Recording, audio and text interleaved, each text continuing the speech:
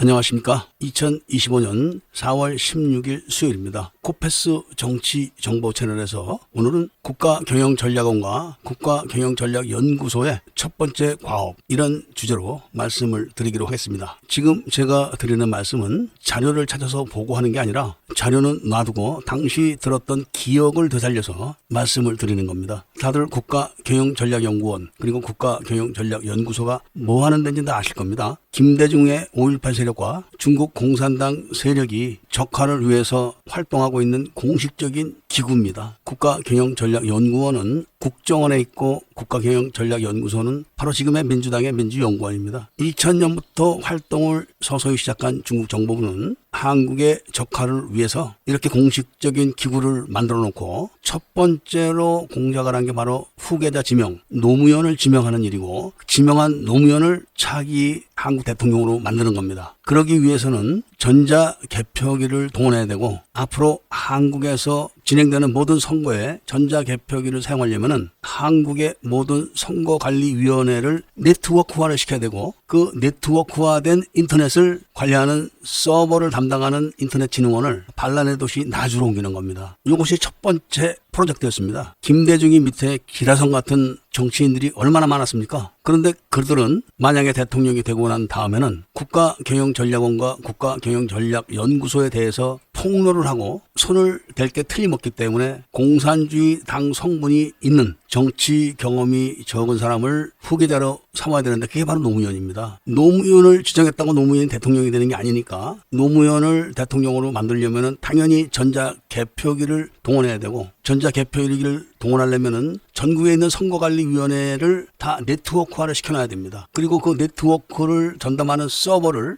열어서 조작을 해야 됩니다. 요거를 박지원하고 신건, 이상철, 이해찬 이런 사람들이 다 한 겁니다. 지금 거론된 사람들 중에서 이상철이라는 사람은 김대중 때 마지막 정보통신부 장관이 돼가지고 선관위 서버를 네트워크화를 시켜놓은 사람입니다. 그리고 중국의 화웨이 통신장비가 완성되자 LGU 부회장으로 취임을 해가지고 한국의 화웨이 통신장비를 들여다 놓고 그거를 네트워크화 시킨 사람입니다. 그리고 김대중 때 시작해서 노무현이 정책을 만든 게 뭐냐면은 바로 혁신도시라는 개발 정책을 세워가지고 돈이 되는 한전, 연금공단, 특히 대한민국 서버를 관리하는 인터넷진흥원을 나주로 옮겨놓은 겁니다. 인터넷진흥원을 나주로 옮기는 것은 야당 대표였던 문재인이 한 겁니다. 그래서 나주의 인터넷진흥원이 다 자리를 잡고 이상철이가 중국에서 화웨이 통신장비를 들여다가 네트워크를 끝내고 양정철이가 중국에 가서 소프트웨어를 갖다가 선거관리위원회 비상근위원이 돼가지고 다 세팅을 한 겁니다. 이렇게 중국은 처음부터 대한민국의 선거제도, 그러니까 민주주의의 장점이자 약점인 선거제도를 철저하게 이용한 겁니다. 그런데 지금 부방대니 민경욱이니 부정선거 떠드는 인간들이 이런 얘기 합니까? 그게 다 수박들인 겁니다. 지금 서버 까까 했던 육사 출신 장성 무슨 박사라는 사람도 깜빵에 들어간 육사 후배를 찾아가서 선관위에서 중국 사람 99명을 잡아다 미국으로 압송했다. 이게 맞지? 이런 얘기를 전달하는 선전책 행동만 한 겁니다. 자, 그럼 이런 일들이 어떻게 벌어졌냐? 바로 국정원 안에 있는 국가경영전략연구원과 민주당의 국가경영전략연구소, 그러니까 지금 민주연구원, 이 두 군데서 쑥닥쑥닥 해가지고 정책도 만들고 자금도 동원하고 이렇게 해서 합법적으로 대한민국이 부정선거를 할 수 있는 기틀을 만들어 놓은 겁니다. 다시 이야기를 앞으로 돌려서 노무현이가 대통령 선거를 할 때 동원했던 소프트웨어는 관우정보통신이라는 데서 만들었는데 그 회사도 없어지고 소프트웨어도 다 없어졌습니다. 나중에 그 사장이 깜빵에 갔다 와가지고 양심 고백을 했죠. 이렇게 해서 이렇게 됐다. 박지원이와 이해찬이가 시켜서 했다. 이런 이야기는 인터넷 뒤지면 아직도 삭제는 안 해놨기 때문에 다 나옵니다. 그러니까 지금 대한민국의 부정선거파는 국정원의 국가경영전략연구원과 민주당의 민주연구원이 저지르는 겁니다. 그리고 그런 거를 원활하게 만들기 위해서 인터넷진흥원을 나주로 옮긴 것도 바로 그런 데서 만들고, 민주당이 국회에서 법을 만들고 뚝딱뚝딱 해가지고 합법이라는 탈을 쓰고 다 처리했기 때문에 국민들이 모르는 겁니다. 그러니까